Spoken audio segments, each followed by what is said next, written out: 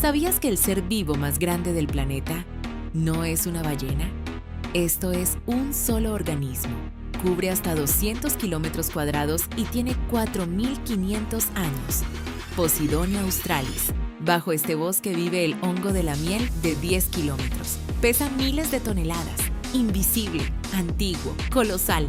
Y este bosque de 47.000 árboles es en realidad uno solo. Pando, el organismo más pesado del mundo. 6.000 toneladas de una sola familia. Estás parado sobre gigantes. Y ni lo sabías. Suscríbete y dale like.